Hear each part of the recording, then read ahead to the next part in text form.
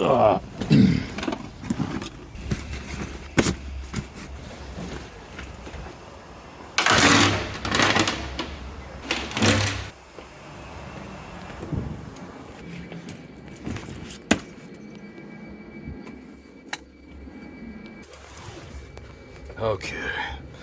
let's check this bad boy out. Some of you guys are wondering what a reload bag is. Well, in the wonderful world of firefighting, we have things called relocation, and that's where another company goes out of service or is busy fighting a fire and they need coverage in their area.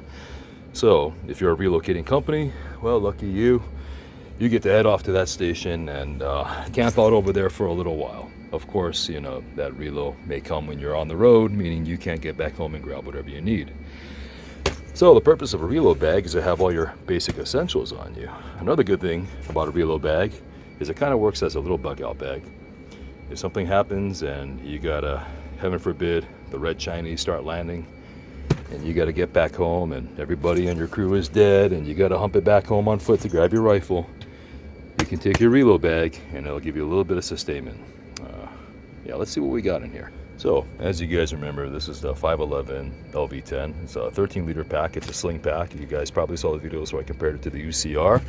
And the other video where I modified it, showing how I snipped all of this off over here to put a more reasonable shoulder strap on. Contents have changed since my kid's not wearing diapers as much anymore. So, let's just go to the obvious.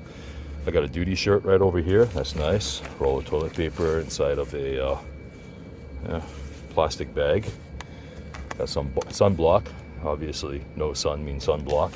This one here says no bug. You can probably guess what that means. The reason why I got a mark like that is because everything is going in through the top, so I can easily ID it. Got some chopsticks from Zippy's, so you can eat. I wonder when this is good till. Expires 2020. Oh, yeah. I still got some time on that. Let's see. This year, if you guys ever go to like a 100 yen store in Japan, or if you have a Daiso in your area, this is like a portable toilet. You can puke in it as well. I haven't tried making number 2 on one of those, so don't ask me about that. These are masks I bought in Japan. Just convenience masks you wear when you're sick or everybody around you is sick. This actually works decently well at a brush fire for keeping particulates out, but if you are using this bag and humping it back home, let's say bad disaster or whatever, there's a lot of dust in the air, especially older buildings that collapse. You don't want to be breathing in that concrete dust and that asbestos-laden building material. Got a little bit of deodorant because you want to smell good during a disaster. Kind bar, some nuts, another bar, the effing crumbs everywhere, Nature Valley. Yeah, got some hydration additives over here. So you just add these to your water supply. It's kind of like a liquid IV or oral IV, whatever they call that stuff. Toothbrush, because hygiene is good. Pen, because you never know, you might have to write stuff down.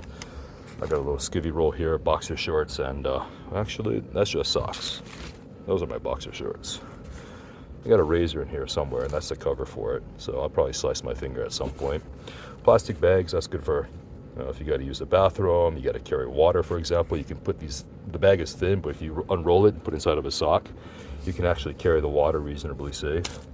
All this stuff up here, you can see I got some toothpaste, travel size. I got a notebook in there. A notebook is always handy in case you got to leave messages for people. Another pen. I got one of those little compressed paper towels that expands when you add water to it. Coffee is important. Got a candy in there. Got another coffee over here. Here's a drip coffee. All you gotta do is just heat up some water and pour that over the sucker. Oh, Band-Aids. Band-Aids are good too.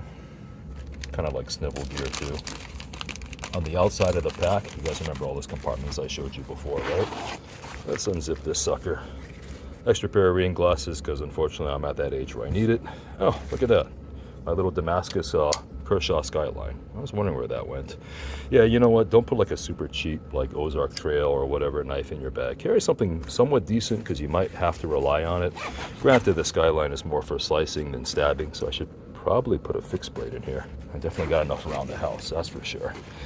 Let's see. Gloves, easily accessible on the outside because you don't want to go through all the stuff on the inside with dirty paws.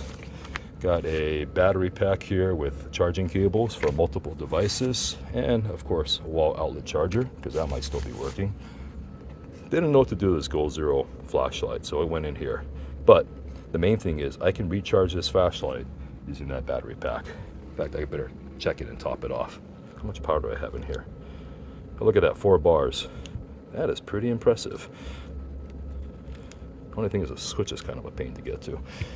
I'll top it off anyways, just to be safe. And the last item I got, outside here, I have a reusable blanket. Well, it's supposed to be a one-time use disposable emergency blanket, extra large sheet. If you got expired ones, you could easily liberate it from your supply. And I've used this several times in reloading when I need a blanket. These are surprisingly comfortable, but this can also give you some shelter in a bug out situation. And I should throw sunglasses in here. That doesn't count, those are eye shades.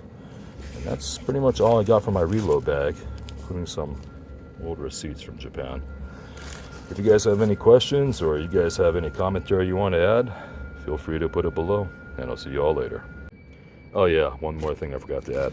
I just repacked this bag now, and I ended up getting a little bit more space out of it by packing things efficiently. Now I'm going to keep that space. Big mistake I see a lot of people make with their bug out bags is they will pack that sucker to the gills, and they can't cram anything else in there.